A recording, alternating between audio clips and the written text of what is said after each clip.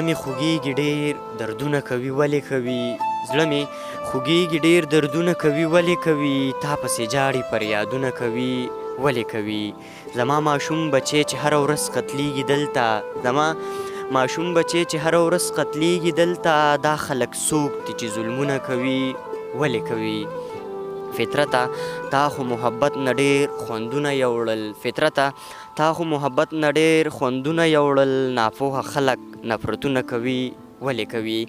بسم الله الرحمن الرحیم ګرانو کتونکو السلام علیکم د ادبي پیج او د ادبي چینل نه ستاسو ورور ستاسو ملګری انضمام خان یو وارې بیا تاسو سره په دغه شیشه مخاطب دی ملګرو په دغه تمه په دغه هیله چې روغ جوړ به او د خپل ژوند نه به خوند او مزې اخلي خپرونه د ادبي ګلونو راسره ناست یو ځوان فکر او زلمی شاعر د نور کله په شان ملګرو زموږ مقصد چې کوم ملګري شعر لیکي په پښتو ادب کې لیک کوي د هغې خوا له ځان نه څه ونن راغلي یو سیمه تهکال پایان ته راغلي یو راسره ناست یو زلمی شاعر نو ډېر وخت مو نه اخلم راځئ فاروق فطرت صاحب ته د ادبي ګلونو په خپرونه کې هرکلی وایو فاروق فطرت صاحب په پروګرام کې درته هرکلی وایم السلام علیکم وعلیکم السلام ډېره مننه انضمام بی یو جهان مننه چې دومره لنډ تنګ وخت کې تاسو موږ له خپل قیمتي وخت وبخلو ستاسو هم ډېره زیاته مننه کومه چې پروګرام کې مو راسره ناستې وکړو ټول لومبی ملګرو سره خپل یو غزل شریک کړئ نو ډېر زیات به خوشحال شو ولې نه غزل به شریک و غزل مطلب داسې ده چې د مینې ټولې افسانې هسې د تاش پتې دي د مینې ټولې افسانې هسې د تاش پتې دي مړه زما او ستا کیسې هسې د تاش پتې دي او هره سجده دې د مطلب او د ریا ډکه ده هره سجده دې د مطلب او د ریا ډکه ده صاحبه ستا دغه سجدې هسې د تاش پتې دي مننه هره سجده دې د مطلب او د ریا ډکه ده صاحبه ستا دغه سجدې هسې د تاش پتې دي چې درته نه ښایي کردار د باطن ماتې کړه چې درته نه ښایي کردار د باطن ماتې کړه ټولې فضول دي عینې هسې د تاش پتې دي مننه د جوارګر او ستا په منځ کې هېڅ څه فرق نشته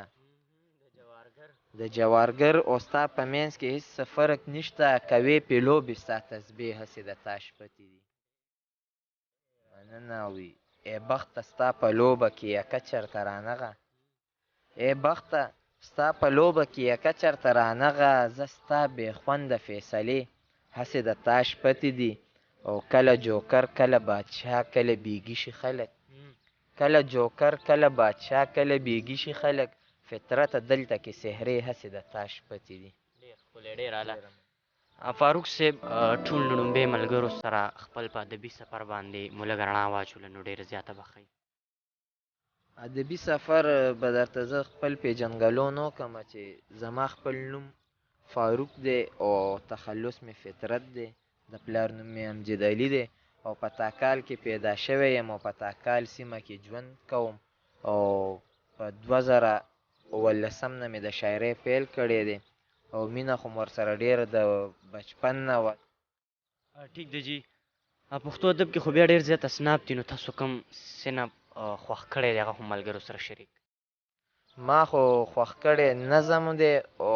په نظم باندې م دومره کار نه دی کړی خو زیات کار ما په غزل باندې کړی ځکه چې غزل زما بیا ډېر زړه ته نږدې دغه دی ټیک دی چې ډېره ښه ده فاروق صاحب نورې پوښتنې به درنه هم کومه چې کومې را یادېږي خو راسره به خپلې غزلې هم شریکې ملګري به هم دغه تمه لري نو غزل اړخ ته به راشو موسم ډېر ښه نه دی نو غزلې به درنه ریکارډ کوو نو بلکل خپل یو غزل دوه راسره شریک ولې نه غزل له به راشو ستاسو خبره موسم ډېر ښه نه دی دنیا نه ناخبره څه هوښیاره ګرځېده دنیا نه ناخبره څه هوښیاره ګرځېده نشه به مې په سترګو کې خماره ګرځېده مننه یوه کونډه د ورک شوي زوی په حال باندې وه داسې یوه کونډه د ورک شوي زوی په حال باندې وه داسې لیواله وه د کلي نه ترخاره ګرځېده مننه او نن مې دومره سکلي چې په ځان نه پوهېدمه نن مې دومره سکلي چې په ځان نه پوهېدمه زه په لاره ګرځېدم که په ما لاره ګرځېده مننه نن مې دومره سکلي چې په ځان نه پوهېدمه زه په لاره ګرځېدم که په ما لاره ګرځېده نو دلته څومره ښکلي عینې نه تاوېدمه نو دلته څومره ښکلې آینې نه تاوېده به یو ته وې چې بس ستا پسې هنداره ګرځېده. مننه. او لږې د بچو وه په هیبت داسې اغېستې، لږې د بچو وه په هیبت داسې اغېستې، زمونږ په کوڅو کې یو خیرماره ګرځېده. مننه. او دا مور په تا مینه وه او ته په مور مین وې، دا مور په تا مینه وه او ته په مور مین وې، فطرته تا پسې به بې پیزاره ګرځېده. ډېر اعلی. فاروق صاحب بل غزل غوښتنه درنه هم کومه، نو راسره بل غزل هم شریک کړئ، ډېر زیات به خوشحال. مننه. زوړ کلام به شریک کړم در سره چې زړه ستړي لیوني کتار کتار باندې پراته دي، زړه ستړي لیوني کتار کتار باندې پراته دي، لالي ستا راتلو ته انتظار باندې پراته دي. مننه. وطن ستا زمري دي ستا عزت له ستا عصمت له، وطن ستا زمري دي ستا عزت له ستا عصمت له، سپین غر باندې خیبر باندې اسمار باندې پراته دي. مننه. ای دلته قدم کېږده د خان لورې یو پوټی لږ، ای دلته قدم کېږده د خان لورې یو پوټی لږ، دا څومره ملنګان درته په لار باندې پراته دي. مننه. اوس دلته په ګام ګام د ادم خان رونو اوسېږي، اوس دلته په ګام ګام د ادم خان رونو اوسېږي، رباب غېږ کې رباب ترخ کې شهتار باندې پراته دي. مننه. چا ویلې چې فطرته خزانو باندې خامار وي، چا ویلې چې فطرته خزانو باندې خامار وي، دلته خو ټول سره سپین په خامار باندې پراته دي. باران هم ډېر زیات شورو دی، خو په دې باران او په دې موسم کې به درنه د بل غزل غوښتنه هم کومه، نو بلکل یو غزل سره بل هم شریک کړي، نو بس بیا به پروګرام راټولوم. مننه. مننه. ستاسو مینه ده. غزل به راشم. غزل مطلب ده چې منمه چې ساده یم کلیوال یم ملنګې،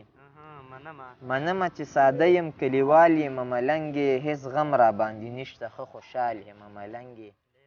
دا خلق د شاعرانو قدر نه کړي حمزه وایي، بې قدره خو دا ځکه یم لیکوال یم ملنګې. مننه. دا خلق د شاعرانو قدر نه کړي حمزه وایي، بې قدره خو دا ځکه یم لیکوال یم ملنګې، ای ته که مرهټي خویونه کې نو پروا نشته، ای ته که مرهټي خویونه کې نو پروا نشته، ای زه درته ولاړ ابدال ابدال یم ملنګې. مننه. او دا ستا د پاکې مینې ولې اثر دی ولې تاثیر دی، دا ستا د پاکې مینې ولې اثر دی ولې تاثیر دی، دا زه چې بې مثال او با کمال یم ملنګې. مننه. د ستا د سپین جبین د حسنور تندي ښایست کې، د ستا د سپین جبین د حسنور تندي ښایست کې، دا زه د نظر ماتې پکې خال یم ملنګې. مننه. نو ستا رقیب به څومره زورور او ښکرور وي، نو ستا رقیب به څومره زورور او ښکرور وي، فطرت ورته ولاړ لکه دیوال یم ملنګې. ډېر اعلی. ملګرو یادګیرنه